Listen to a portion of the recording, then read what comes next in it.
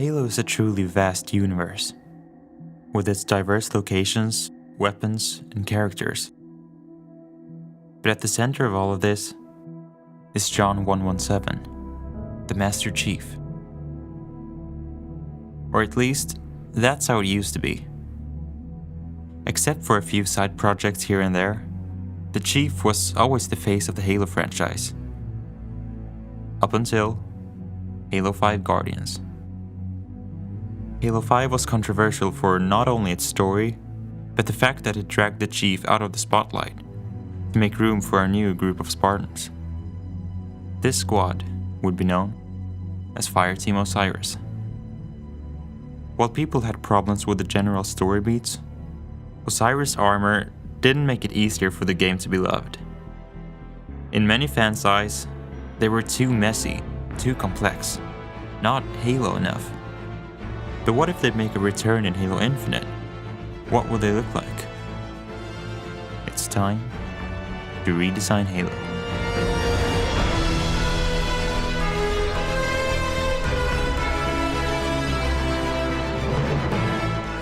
Greetings, Vernissage here. In this episode of Redesigning Halo, we'll be taking a look at the 4 members of FIRETEAM OSIRIS: Tanaka, Buck, Vale, and Locke, and see if we can give their helmets the infinite treatment. I'll try my best to keep the general idea of the original design while modifying it enough to make it fit in with Halo Infinite's art style. Now, as always, I mean no disrespect to the original artist and the hard work that was put into these designs. I just want to give it my shot. And a quick note, this channel just turned 1 year, and it's insane how big of a following I got in just 1 year. So thank you guys. Now, without further ado, let's begin.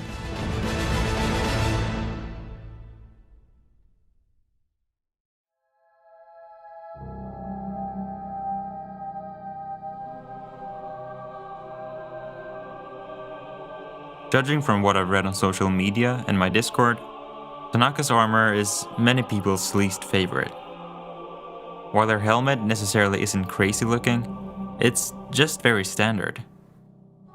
What makes it stand out is the highly saturated blood red visor, as well as the bright blue pipes going across her entire armor. This helmet is also fairly unique in Osiris, with its asymmetrical features, such as the forehead piece and the 2 protruding parts on the top. Personally, what I feel is lacking is a center of interest. The center of interest in art and photography is the focal point of an artwork, something your eyes can rest on. The closest thing to a center of interest on Tanaka's helmet is the visor, but even that barely lets your eyes relax. So let's see what I can do about that. This is my redesign. First on my agenda was fixing the shape of her helmet. I felt Tanaka's helmet was too round and uneventful. So to fix this, I widened the sides, similar to that of the Mark VI. What's also really noticeable is the forehead piece. While the mouthpiece on the original was too complex, the forehead was, strangely enough, too simple. So I just made it black, giving it the reach look Infinite seems to be going for with its helmets. And speaking of reach features, I made the helmet even more asymmetrical, with not only a taller antenna, but also a C&M attachment. Seeing as Tanaka is the engineering and electronics expert of the team, I think this tactical look really works. I then simplified the entire mouthpiece and modified the blue pipes with some vents, and were given a less saturated color. And to clean up the visor, the lines were removed and replaced with more subtle lines on the sides instead. And to top it off, some small yellow details were added to give her a more militaristic appearance. While the essence of the classic helmet still remains, the noisy parts of the original design have been simplified, and the design was given more of a center of interest by cleaning up the visor. Let me know what you think about this redesign.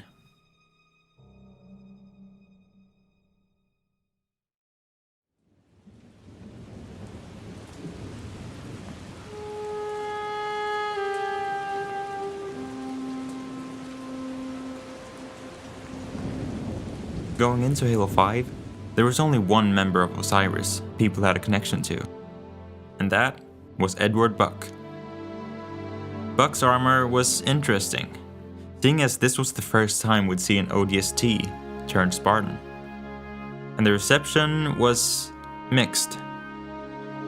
While a lot of people tend to see his armor as the best in Fireteam Osiris, they also seem to think it's one of, if not the worst take on the ODST helmet, at least judging from my Evolution of ODST video.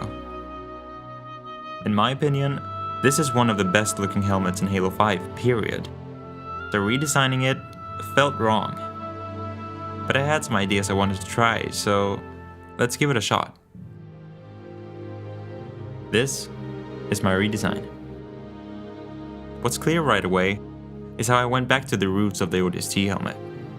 The blue visor, the familiar mouthpiece, even the helmet attachment Buck had back in Halo 3 ODST. The only way I felt I could improve this design was to make it resemble the classic even more. However, to make it stand out as a Spartan-style ODST helmet, I wanted to incorporate some more bulkiness and sharp edges, so I replaced the very round pieces on the side with angular ones. Some white stripes were also added to them, to honor the stripe ODSTs usually have on top of their helmets. Besides some alterations made to the top, the helmet hasn't changed much more than that. The result is a helmet that really honors the history of the ODSTs. While being safe, the redesign evokes more ODST vibes than the original. If that's a good thing, well, that's up to you to decide.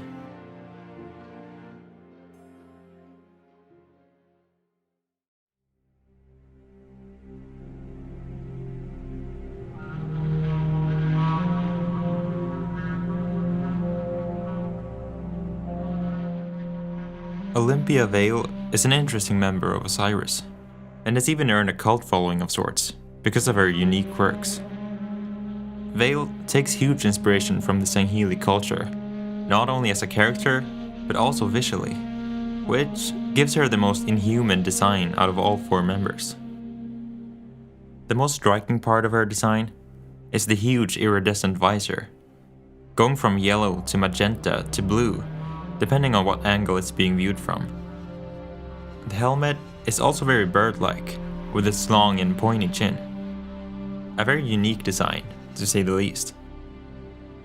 Now, this comes down to personal preference, but I like it when Spartans more or less follow the standard design language seen throughout the games. So, while I'll be keeping her overall look, my design is going to be a more classic Spartanized version of it. And this is my redesign. To bring this helmet down to earth, I had 3 important tasks. Shorten the chin, simplify the visor, and make the top more blocky. Starting with the chin, I painted over the mouth part, since that was just way too messy. I also made the parts on the sides bigger, to make those into minor center of interests. The shape of the visor is kept mostly the same, only more straight and a bit smaller. The visor lines are kept mostly intact, while the hexagonal pattern is removed, which is something we've seen in the previous redesigns too. The iridescent visor is still there, just very much brought back to something a bit more believable. I just feel like a battlefield is the wrong place for a disco outfit. Finally, the top of the helmet was given a protruding part. Although, I did want to keep some of the roundness of the original design, not stray too far away from the source material. And to honor the Sangheili culture, I gave her some war paint and a sort of Sanghelios emblem. I feel like this makes more sense, instead of Oni actually producing her armor to look alien. What we ended up with is a more compact and bulky helmet. While it loses some of the otherworldly look, it makes up for this with its alien symbols, iconic for Vale. Let me know what you think about my redesign.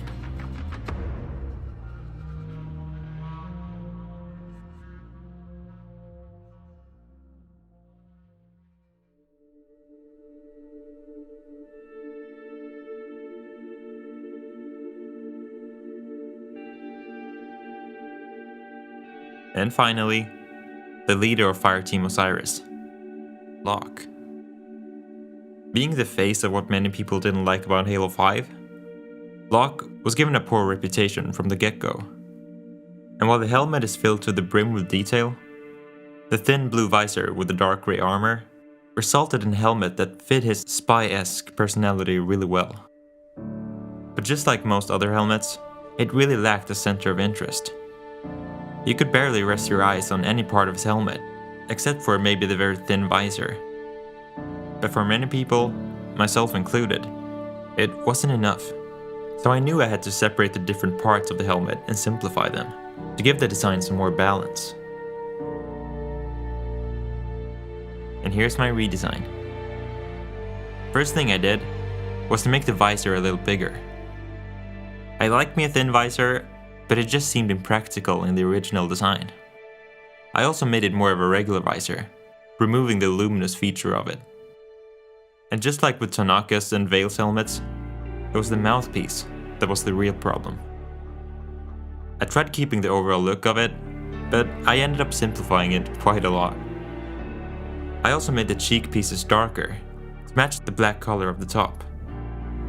I then gave the mouthpiece more of a silvery look, to go nicely along with the lightish grey part of the top. I just found it puzzling that the different shades of grey were that all over the place. I noticed the ears had huge potential, so I gave them vents, in a similar vein of the Mark 7. I then made the lights next to the visor bigger, to just make it more clear.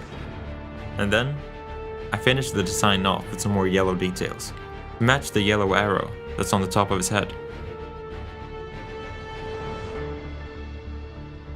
Despite being heavily smoothened out, Locke's helmet still has that iconic undercover look to it. The bigger visor and the simpler details makes this helmet much easier to identify. Let me know what you think about this redesign.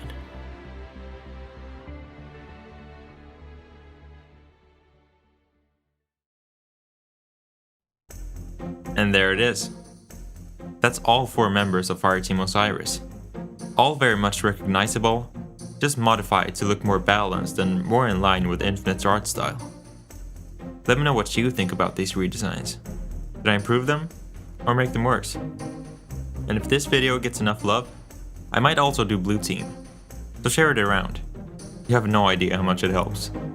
Thank you. Now, I sound like a broken record, but I'm really sorry about my 5-week hiatus. I went on a trip just as I started working on this video, which slowed it down significantly. So I will do better, because 5 weeks is just too long. If you like this video, give it a like. If not, a dislike. And let me know your thoughts in the comments below. I wish you all the best. Take care. Vernissage.